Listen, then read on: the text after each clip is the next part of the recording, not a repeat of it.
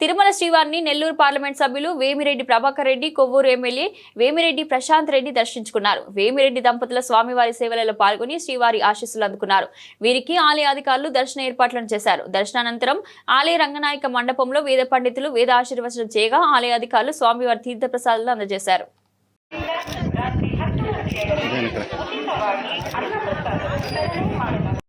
इसके साथ साथ राम प्रतिष्ठा के बस स्टैंड पर सुदर्शन धर्मशाला के सामने तथा के 10 बजे तक मुफ्त भोजन का वितरण किया जाता है। आशा करते हैं complex 3 meals will be served from 7 a.m. to 10 p.m. at Rampatita bus stand near Sudarshan Chowdhury and Govardhan Chowdhury near CSC1.